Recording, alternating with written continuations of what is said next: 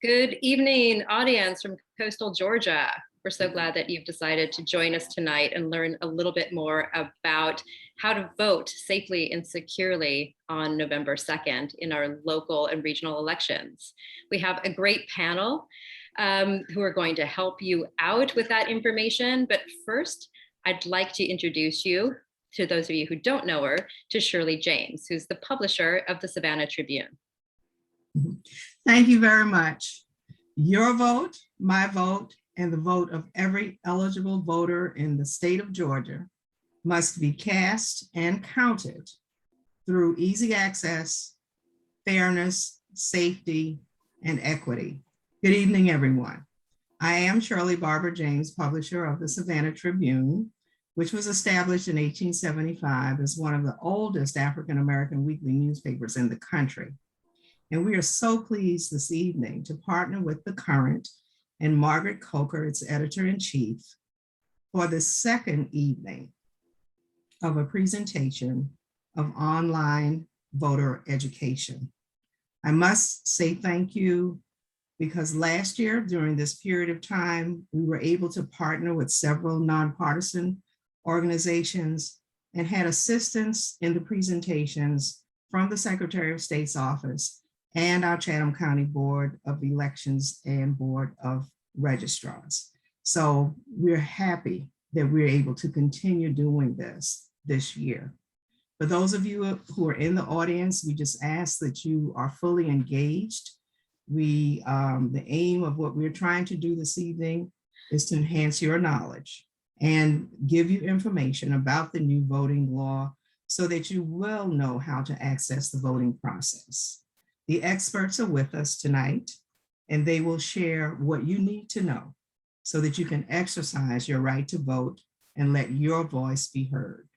Knowledge and understanding empower voters. So please listen attentively, ask questions, then share your knowledge, and by all means, vote and encourage at least 4 or 5 persons in your circle to vote. Remember, your vote is your voice. Thank you, and Margaret will introduce all of our experts for the evening. Hello again, everyone. I'm Margaret Coker. I'm the editor-in-chief of The Current. We serve Savannah and all of coastal Georgia with public service journalism. We are going to have 1, 2, 3, 4, 5 panelists tonight, just making sure I'm not forgetting anyone. We have a representative from the Secretary of State's office, Walter Jones, will be telling us more about Georgia's new voting laws and how that will affect you and your vote in November. We have representatives from the Glynn County Board of Elections. Patricia Featherstone, who's the chairwoman, and Christina Redden will describe how Brunswick voters will be able to vote in November. Tom Mahone is the head of the Board of Elections for Chatham County, and he'll describe all of our local elections here. Andrea Young, who's the head of the ACLU in Georgia, is also with us. Nina Altschiller, who's the president of the League of Women Voters in coastal Georgia, is also taking time to explain issues for us tonight. So here's how we're going to do it. All of our panelists will have around 5 minutes to describe what is most important to them and our constituencies. I'm going to open it up for questions and answers. So as you have questions, audience, please look below on your Zoom screen. The Q&A box is where to type out your questions. I'll moderate those and we will be able to answer as many as we can before our Zoom cuts off at 7:30. So without further ado, I'm going to hand it over to Walter Jones and we'll get started. Thanks again. Thank you, Margaret, and thank you for inviting me. Every year, the Georgia General Assembly enacts what is called housekeeping bills. These are done for every agency in state government, and essentially what they do is modify existing state law without making major changes in policy, but to reflect lessons learned since the previous session of the General Assembly. In the case of elections, these lessons came really in 2 areas. One was the record turnout and the record utilization of absentee ballots in last year's election.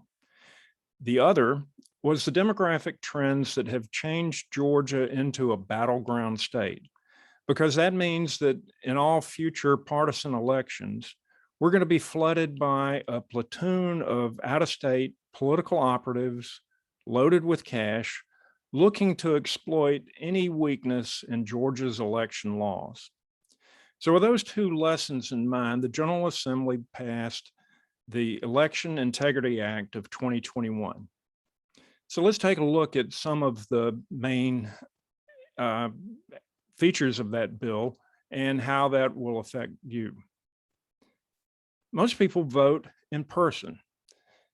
And so you'll be glad to know that the bill limits how long you should have to stand in line to 1 hour. It also protects you while you're standing in line so that nobody will hound you, try to change your mind, or bother you in any way.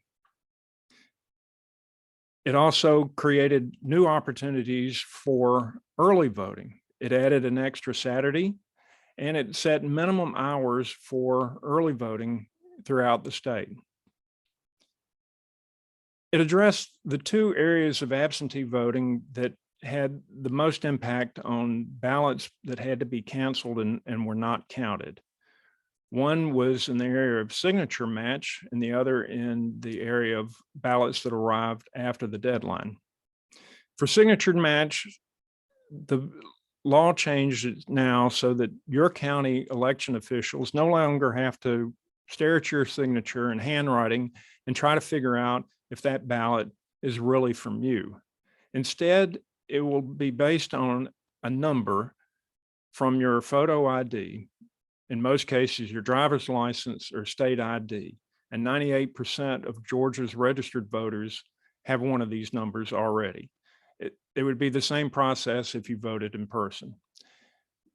Regarding the deadlines, there is a new deadline in the law now, 11 days before the election, because we found that a lot of people requested ballots at the last minute, the Friday before the election, when there was no way that those ballots could be processed, delivered by mail in time for the voter to vote it and turn around and get it back.